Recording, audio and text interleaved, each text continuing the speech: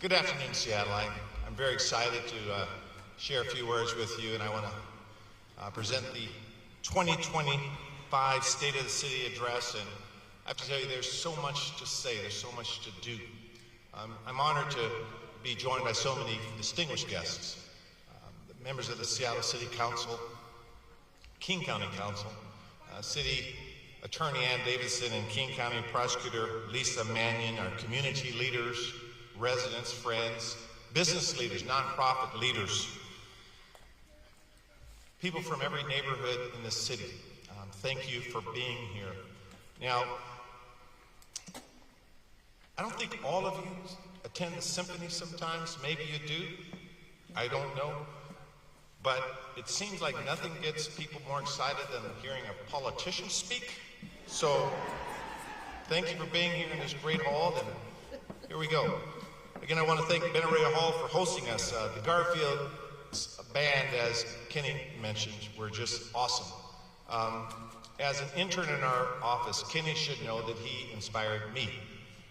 He's a young person with a positive outlook and a passion to serve our community. His resume speaks with community service. He has a positive outlook, which is essential, I think, to get things done. And when I first gave my State of the City address 3 years ago, I was sitting on the 7th floor of City Hall. There were about 10 people on that first speech. All of them were sitting with me. They were masked up, black masks, as I recall. COVID was ongoing, as you recall. Our parks were filled with tents, unfortunately. People were living in inhumane conditions. Crime were new highs. Our downtown was silent. And Seattle felt gloomier than perhaps even the grayest winter day. But what do we do? What did you all do? Day by day, we worked together to get our city back on the right track. Restoring parks, reducing the crime rate, getting downtown bustling again. I think there's a different mood in the city, a different spirit, if you will, a renewed spark, a renewed belief and optimism that we are on the right trajectory. Now, to put that feeling into words and to claim our action, we describe it as Seattle being on the rise. Now, we all know we have a lot of work to do. So we're not hanging the mission accomplished banner on the door. Now, Seattle's never been that way. We will always seek new heights, new firsts, new ambitions, new breakthroughs, new innovations. We learn how to reinvent ourselves again and again with the same soul, but with a renewed spirit. Seattle is rising. Now, as much as I would like to celebrate the progress we've all collectively made over the last several years, we can't talk about the state of Seattle, our city, without recognizing the state of our nation. Now, as mayor, my focus has been local, generally leaving national politics to the national pundits. But today, as the other Washington casts a dark cloud over our local skies, we must be loud. We are a polarized country right now.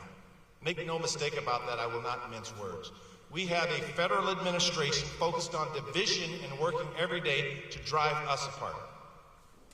Now, I'm not being an alarmist when I say we should have grave concerns for what the Trump administration has in store for our city and its people. The actions and the rhetoric coming from the White House take aim at parts of our community that we value central as to who we are. Our LGBTQ plus community as an example, our community, our trans individuals as an example, our immigrant and refugee neighbors, our women, our working families, unconstitutional executive orders and bad economic policies will mean revenue impacts and fewer resources to invest in local services that truly make a difference. But those who work with me know that I'm not a defeatist. Heck, when I was watching the Super Bowl, I still thought Kansas City had a chance to come back to halftime. I don't see defeat when a champion is on the field.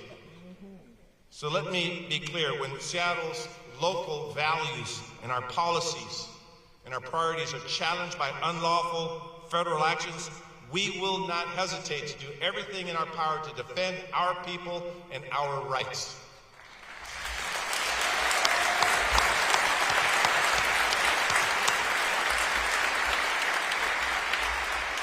We fight here in Seattle. There is so much chaos coming out of the other Washington that is often difficult to tell what is serious and what's spectacle.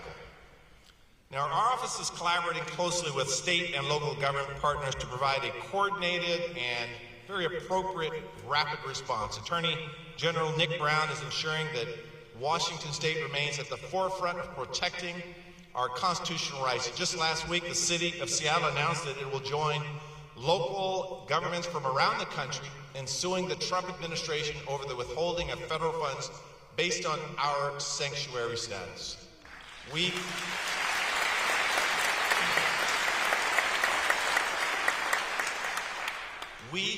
reject the Trump administration's effort to commandeer local law enforcement and defund our local safety efforts by threatening grants to support investigations into some of our critical areas: sexual assault, child exploitation, domestic violence, services for our survivors, 911 dispatch, and many other critical public safety priorities.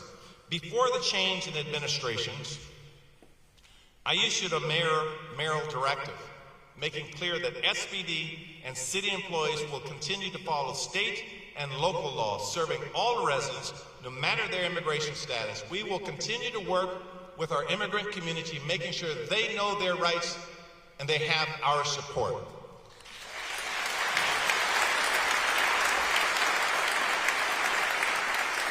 And while some may try to erase the letters DEI from the alphabet, I'm proud that Seattle recognizes what diversity, equity, and inclusion actually mean. It means that giving every person a fair shot improves outcomes, that seeking a level playing field for everyone is one of the most basic principles of building a strong and just America. Now, I'm not the only one who thinks this. Look at the voters of Washington State who consistently elect 2 women to the United States Senate, who sent our first openly LGBTQ representative to Congress, who elected the largest Black legislative delegation on the West Coast. We recently selected an African-American president to head the University of Washington and a female president to head Washington State University because we believe in their excellence and their perspective. That is diversity at its finest.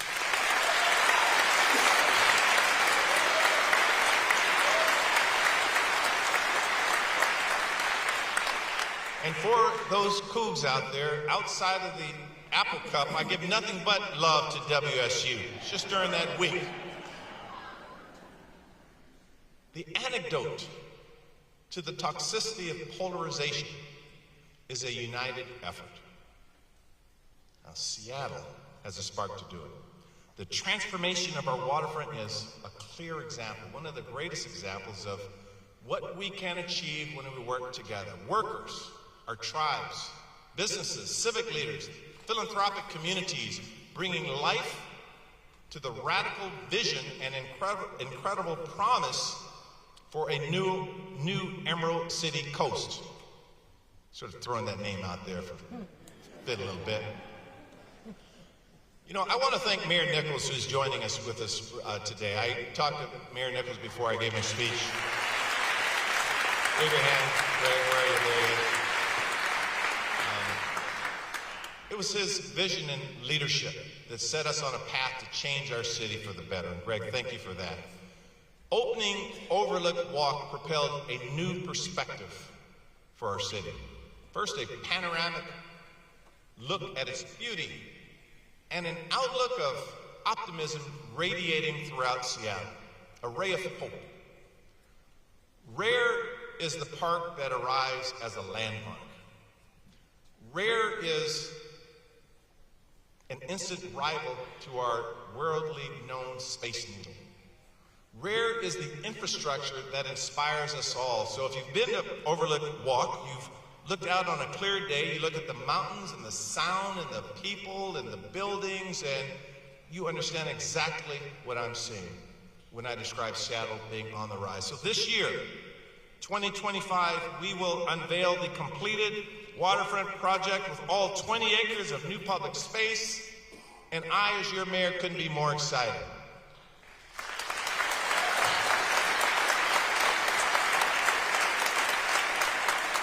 It's symbolic of when we reinvent our waterfront. It shows the magnitude of transformative efforts. And its neighbor, the Pike Place Market, can also serve as an example for enhancing cultural landmarks through common values and thoughtful dialogue. Now, I have a vision for our connected waterfront, and Pike Place Market is one of the greatest pedestrian experiences in the country, where market patrons, visitors from out of town, and downtown residents do not have to worry about vehicle traffic. It's one thing to, work your way through crowds of enthusiastic shoppers trying to get that nice juicy salmon. It's another thing to weave through stop-and-go automobiles.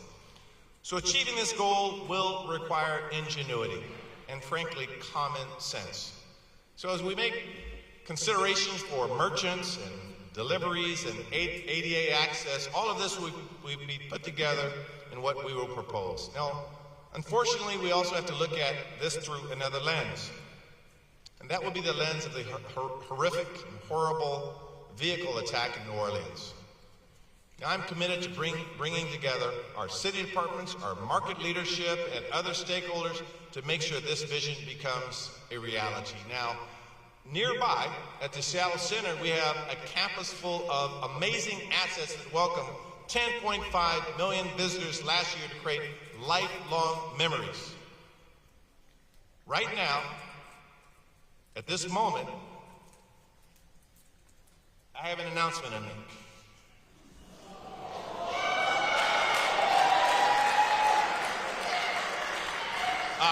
I'm just kidding. I got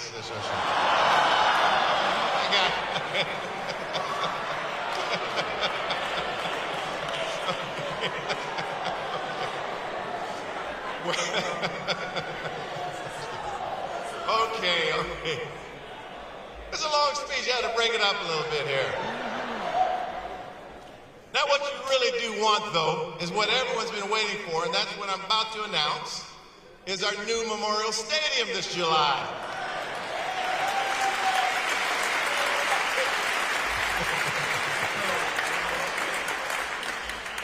Now, this partnership between the city and just broke my mayoral character here. Just one moment here. This partnership between the city and Seattle Public Schools, the team at One Roof, and our generous philanthropic community, the new Memorial Stadium will join the ranks of top-notch Seattle entertainment facilities and sports arenas. It is truly going to be awesome. Now, beyond the stadium, the Seattle Center is poised for the next great era as a cultural and civic hub, from serving as the official 2026 FIFA World Cup fan zone. Now that's going to be awesome. To longer-term plans to revitalize public spaces and learning centers. And I want to thank everyone here. There are many people here helping create that vision. Preparations continue for welcoming over 750,000 guests to our city for the 2026 FIFA World Cup. That's like doubling our city. A few weeks ago, we celebrated the 500-day benchmark. We're currently at 478 days away, but I'm not counting. We want to make sure that everyone in Seattle can get around safely and be part of this celebration. That's why I've directed city staff to stand up our World Cup Action Group and align our city departments to prioritize safety, transportation, and community activation.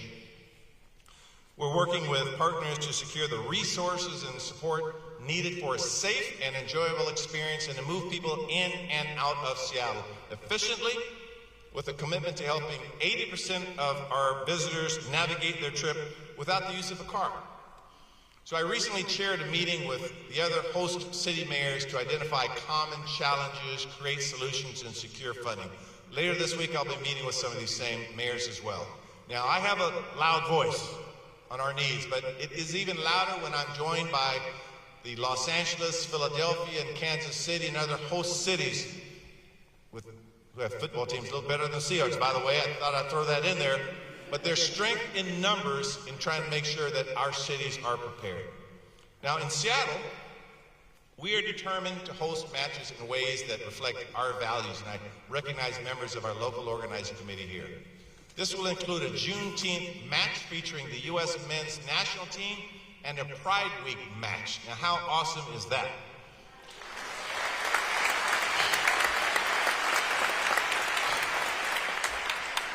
For us, this is a matter of civic pride.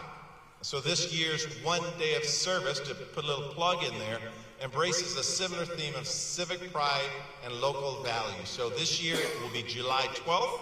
We will again invite thousands of Seattleites to spend one day serving one another, just 1 year out from the World Cup. Again, energy to make sure we are rising and we take pride in this beautiful city. World Cup preparations also challenge us to accelerate transit investments and our safety. Now, this place where we are, Benaroya Hall, is known for nationwide as the home of the Seattle Symphony. But locally, to many residents and transit users, it's also known as Symphony Station. So growing our transit network with fast, reliable service is one of our highest priorities in our administration. Sound Transit 3 is the largest transit expansion in the country, and that's why this week I'll issue an executive order to make sure the City of Seattle is taking immediate action to safely and efficiently expedite delivery of light rail to West Seattle and Ballard.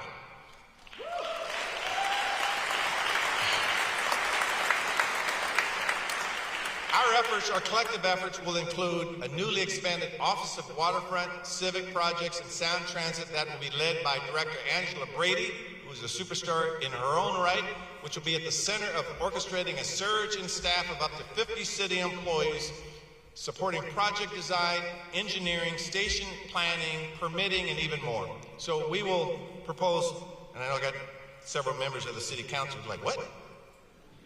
Now, we've had discussions with many of our council members and community members on this, so we're just excited about it. We'll propose new pieces of legislation to ease the permitting process. We are all concerned about that. So maintaining essential safety protections while reducing burdens and barriers to shorten project schedules.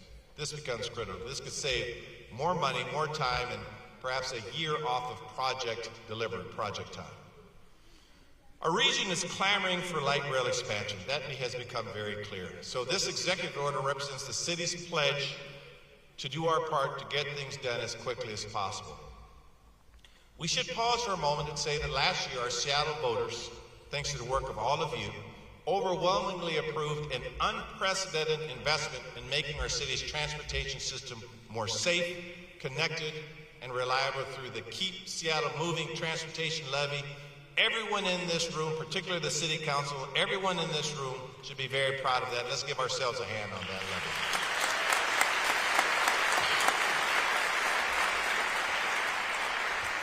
I recently appointed Justin Farrell to be Deputy Mayor and Adiam Emery to serve as Director of the Seattle Department of Transportation.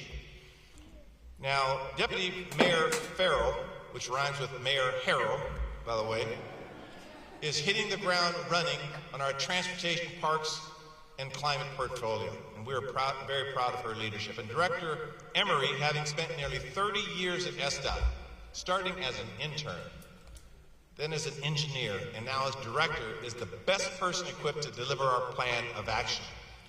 We know, yes.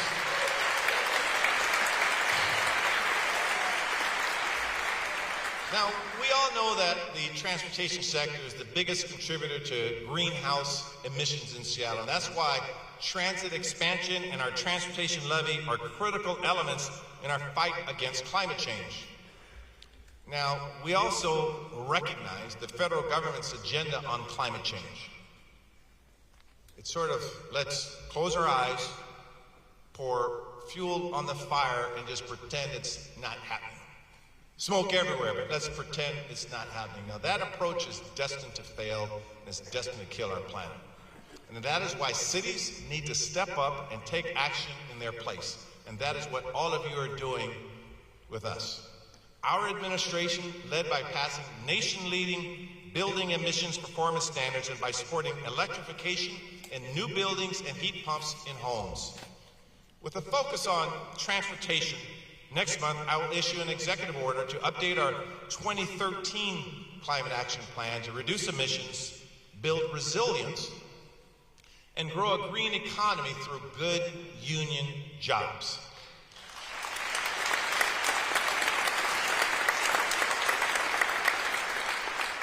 And I want to thank my labor partners and all of the climate advocates for being here.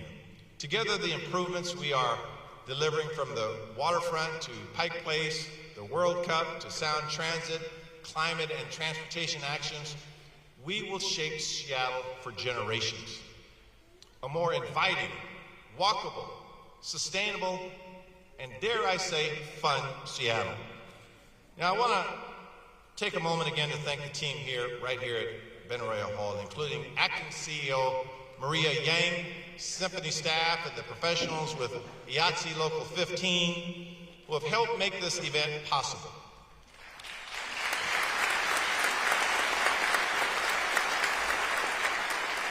Last week, I met with Seattle Symphony's newest music director, Xian Zhang. That was a delightful meeting, and while it's not in my notes, I also want to once again thank Garfield's band. You know, they're on midwinter break right now. They're doing this because they love the city.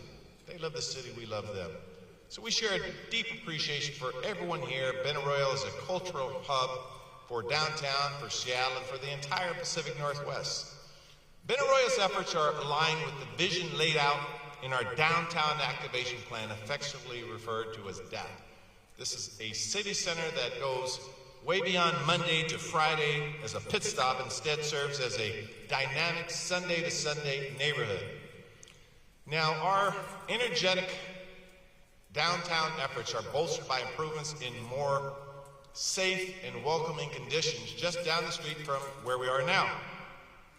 Working with our partners, many of whom are here, DSA, Purpose, Dignity, Action, REACH, We Deliver Care, our downtown activation team, they're all conducting scheduled restoration actions. In downtown and the CID, these are actions provide robust and coordinated cleaning, safety operations with targeted activations.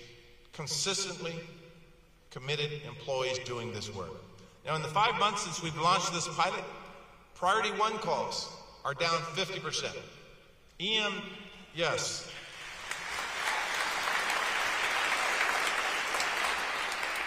dispatches are down 15%. Violent crime is down 14% across downtown, with a projected 20% decreasing along 3rd Avenue in the Pike Pine corridor. We've also ramped up operations in Little Saigon, where we've seen early progress, resetting norms and creating a more inviting atmosphere. I look forward to further building on this progress with help from Chief Sean Barnes. Now, under tragic circumstances, the nation received its introduction to Chief Barnes after the appalling shooting at Abundant Life Christian School in Madison, Wisconsin. But now Seattle is getting to know him one community at a time. So this year, Chief Barnes will begin implementing the stratified policing initiative. This initiative will focus on identifying and tackling crime and disorder issues by analyzing immediate, short, and long-term patterns and addressing them swiftly, effectively, and collaboratively with an emphasis on community partnerships. We should also mention that we are seeing the tide change on police recruitment. Applications, retention, and recruits are on the rise. In 2024, for the first time in half of a decade, the city hired more officers than it lost, along with a 10-year high in applications. So we have momentum. That becomes critical in doing this work. This January alone, we hired 19 officers. That compared to 6 in the same time frame last year. Now, once again, if you're interested in being a police officer, you can apply on seattlepolicejobs.com. For me, it's sort of like fishing. You just keep throwing it out there and hope someone bites. To be very intentional about recruiting to a police department that we believe in. But in all seriousness, this has been hard work. Seattle is not alone in addressing the law enforcement staffing shortage. I'm grateful that Governor Ferguson has acknowledged the issue as a priority for our entire state. A new report from the King County Prosecuting Attorney's Office shows gun violence levels are trending downward for the first time since 2018.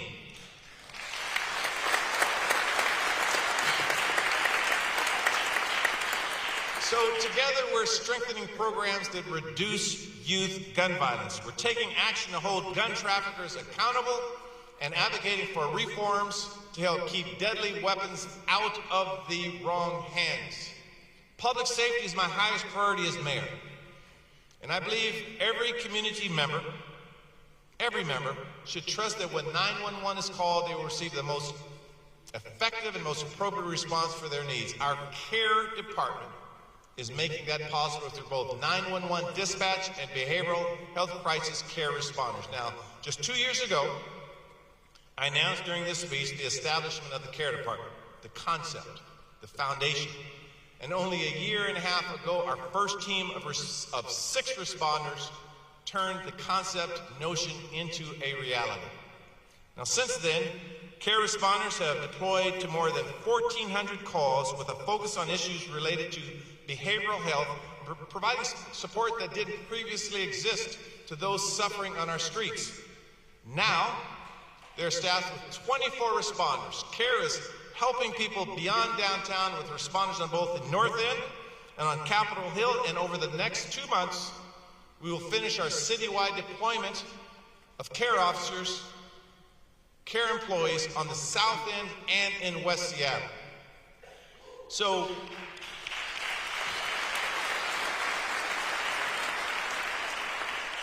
and for those care responders that are here, thank you for your work. You are doing it exactly the way we drew it up, with compassion, with empathy, with best practices. Now, with Chief Barton's leadership, we are creating a new paradigm in public safety. Seattle is the largest city in the nation to embrace and advance this model. This is the first program in the state dispatch via 911 as a true diversified response. We continue to innovate and refine every day to provide the best public safety service to all of our residents, regardless as to who they are or the harm that they are causing upon themselves. This is a critical approach. Public safety concerns are often confused for public health needs, including the devastation wrought by fentanyl. So this year we are tripling our spending on public health toward addressing that crisis, funding treatment beds, new methods of services and medication, an overdose recovery center, and expanded post-overdose response team, while still, of course, arresting traffickers and those causing the most harm. Our Seattle firefighters and EMTs are on the front lines of this battle every single day. And under Chief Harold Scoggins, we are the first city in the country where firefighter EMTs can administer buprenorphine, a life-saving medicine that can serve as the first step on a path to recovery.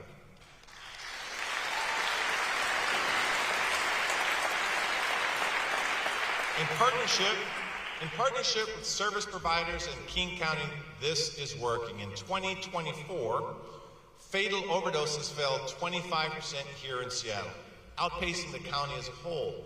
This is progress, but as I think all of you would agree, as long as people are dying on our streets and in our communities, there's so much more work to do. 2024 saw continued progress addressing encampments in public spaces. Our unified care team's verified tent count fell to its lowest number since I took office, with a 58% decrease from 2023 to 2024 and a nearly 80% decrease since 2022. Similarly, the number of RVs and encampments fell 35% from 2023, reflecting a more than 50% decrease from 2022. Now, I need to make this clear. This matters because it is paired with 1,800 individuals accepting a referral in a shelter in 2024.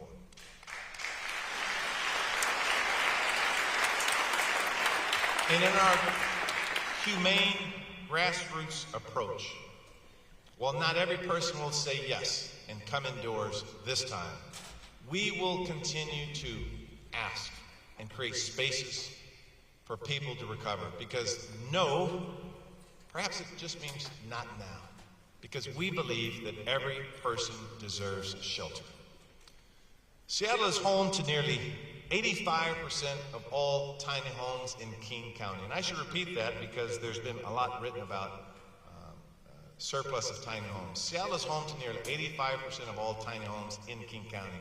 And we will look to, thank you.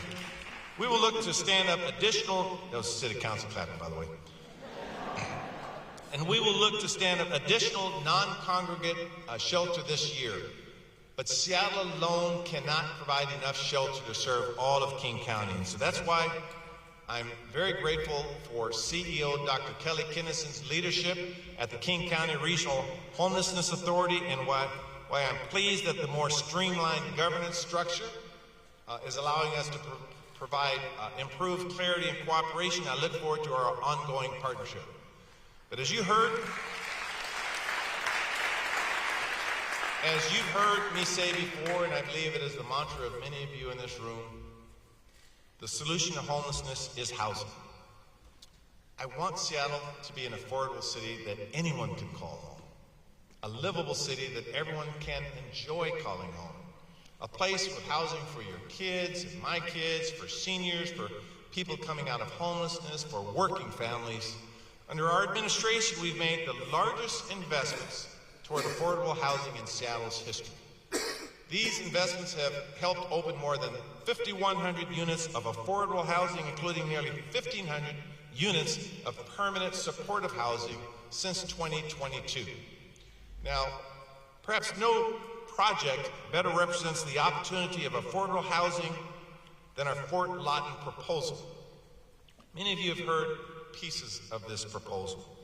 Our plan would transform 34 currently underutilized acres into up to 500 homes and 22 acres of beautiful open space, recreation, parkland, and wildlife conservation areas, right next to the iconic Discovery Park. Now, this will be the largest single expansion of green space and parkland in Seattle in the past 25 years. We have worked diligently to highlight this plan with the Biden and Harris administration hosting multiple visits by federal officials.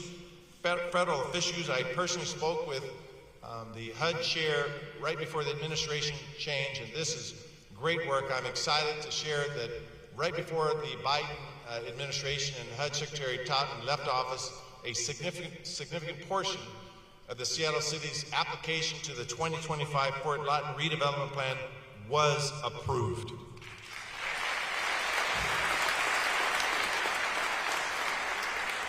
This is perhaps the most substantial development in our efforts to redevelop Fort Lawton in 15 years. So this spring, we will submit our updated Fort Lawton plan to the City Council for their approval, hopefully, and unite organizations and community members to move this project forward. We recognize outreach and community involvement is critical to everyone's success. Now, responding to Seattle's affordability crisis requires going beyond homes developed for affordable housing providers. Our One Seattle housing agenda takes a multifaceted approach to a multifaceted problem. Zoning is part of the equation. Our proposal for the One Seattle Comprehensive Plan will double our zoning capacity and create at least 120,000 homes. Now, this is the most ambitious comprehensive plan update in our city's history, and it's also the most necessary to deliver the needed housing, diversity, and capacity at a scale that will make a difference as we grow. Now, if you surveyed 100 people, you get 100 different opinions on how we ought to zone Seattle. How do we know that? Because we heard from over 20,000 people in this city throughout the process, and we will continue to listen. It's sort of reminiscent as when I was a child at our family gatherings. A lot of people during the holiday season, a lot of passion, and yes, a lot of disagreement. But we have to listen. We have to work hard to listen. We work to get that layer of feedback with new state laws and understand how state laws are integrated into our plans, with the data that says this is the right approach. It must meet the needs of a growing city. Our plan is focused on lowering housing costs, ensuring Seattle is a great place for families, and creating livable neighborhoods. Seattle is a city of neighborhoods. They are unique and they deserve to stay that way. Even as we welcome new residents and create opportunities for our kids today to continue to call Seattle home, we don't want to lose that special quality in a warm neighborhood. But for Seattle to continue to rise, our neighborhoods cannot stay stagnant. That's why we must envision a new kind of neighborhood along Aurora Avenue, as an example, Aurora Avenue North. For too long, despite caring and involved neighborhoods, our dominant vision of Aurora has consisted of strip malls and car dealerships and illicit activities. The community deserves a neighborhood that inspires them with a built environment and an energy to match. I know I have at least one council member that I met with recently who would strongly agree with what I just said. So later this year, we will announce the Northern Lights Project, an effort to redefine this area and optimize great already existing assets. Bus rapid transit parks like the Bitter Lake Playfield and fantastic restaurants and small businesses. We will be seeking input from the community on what they would like to see. Now, the city, we all must acknowledge, must further cut red tape. Over time, the administrative processes for building housing have become too cumbersome and too complicated at the expense of actually building housing. Where we've already taken action, like SEPA exemptions and design review holidays, we've seen huge results. We've shaved 500 to 700 days off of production. Now that means opening thousands of new units as much as 2 years faster. And since I took office, over 33,000 units of housing have opened in our city.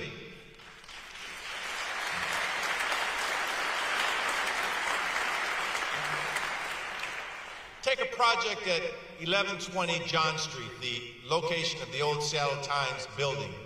Because of these exemptions, we provided certainty to a developer who changed an office project into a residential one, eliminating 2 to 3 years of permitting, and now are on track to create 800 new residential units. Or consider these in combination with our downtown activation plan legislation promoting housing. You have the possibility of a project led by Rick Yoder to add 1,000 units of affordable housing along 3rd Avenue, close to where we are now, above Wild Ginger. So, exciting projects.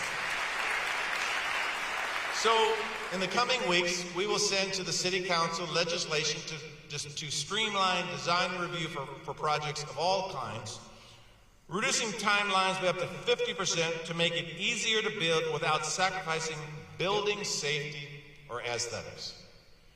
I will also soon issue an executive order to improve the permitting process, adding accountability, transparency, and consistency. Now, this effort will create what will be known as the Permitting and Customer Service Team, PACT. It's the first step in creating an executive office to oversee permitting and solve bottlenecks. PACT, and you'll come to know that term, PACT will go just beyond housing as well. It will also reform permitting for small businesses. I must talk a little bit about small businesses. Seattle wouldn't be what we want it to be without small businesses. Right now, far too many small businesses are struggling. I hear from small businesses all the time. I know the City Council hears from small businesses all the time.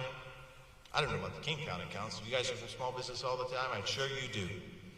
You hear about rising costs, public safety issues, a reality that it's hard to operate a small business in Seattle. So I want more small businesses in Seattle, and the small businesses that are here, I want you to be successful and sustainable. So, in the weeks ahead, I'll be sharing a suite of actions to help make it easier and more affordable to operate a small business. This holistic approach will focus on cost relief, targeted public safety efforts, permitting and processing improvements, and state and county advocacy. It also means the reintroduction of a very popular program known as the Storefront Repair Fund and an innovative new marketing campaign. We will continue to invest in services to help small businesses get off the ground with a positive trajectory that allows them to rise. Our Office of Economic Development under Director Markham McIntyre is providing real support and resources to get small businesses where they need to go. Jamila Conley with We Rise Wines is a great example. Jamila has an MBA and worked for many years as an executive at F5. But when she decided to follow her passion, her dream, and start a wine bar downtown, she found the process to be difficult and all-consuming. Because the City of Seattle provided individualized consulting services, Jamila was able to launch We Rise Wines, the city's first bar and restaurant focused on uplifting women and BIPOC winemakers. While I must say there's only one Jamila, we want more people with big dreams for small businesses in our city. So to Jamila, to our new entrepreneurs, and to all of our Seattle small businesses, we've been listening and we're going to do more to support your success.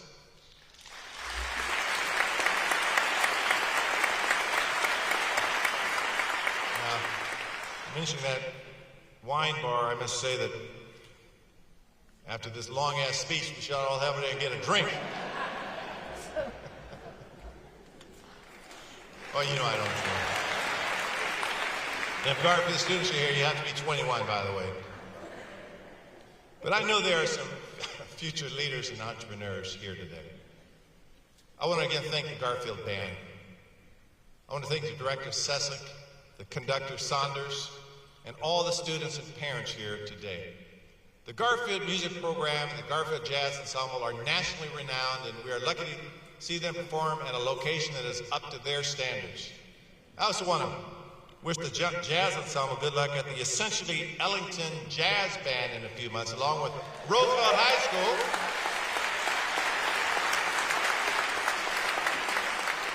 School. Roosevelt High School Jazz Program, Go Bulldogs and Rough Riders. My wife had the opportunity to visit some of Roosevelt's drama production. They're doing great things over there, but now I'm getting in trouble because I single out two high schools, but forgive me.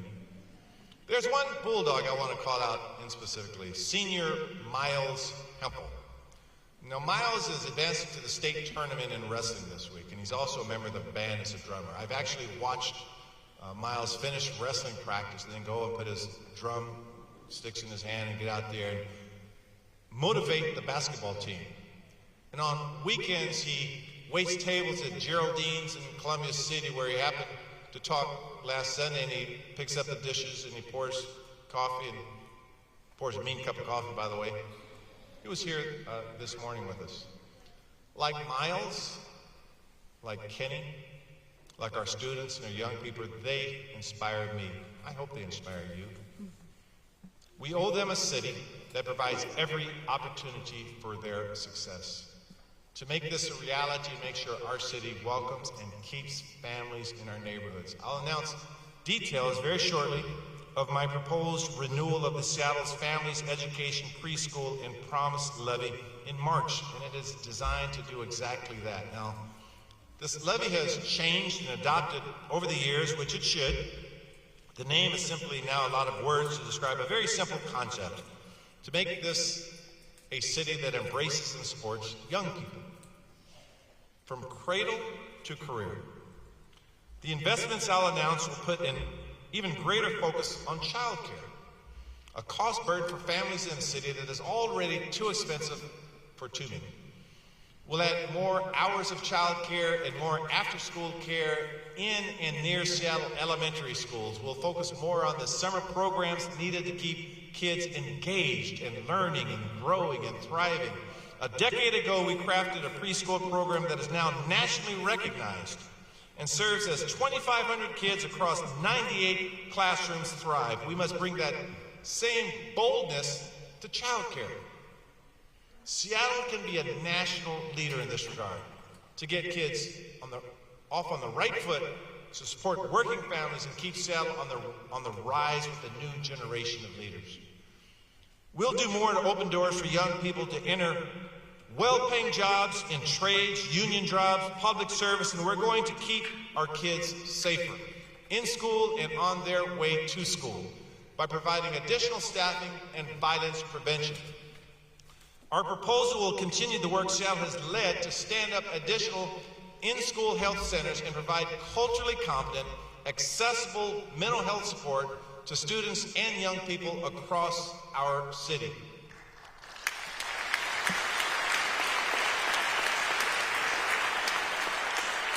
Collectively, let's claim this. We are going to make Seattle the safest, most supportive city in America for kids and families.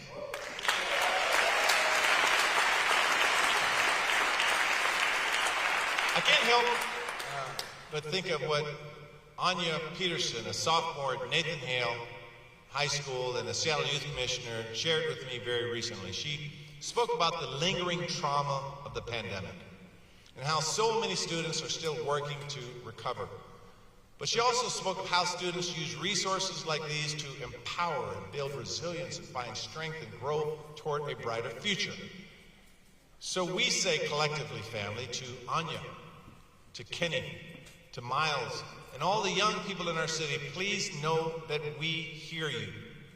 As a father of young adults looking to find their place in a changing world, as a grandfather to kids excited to learn and grow, I know the challenges we face as a city.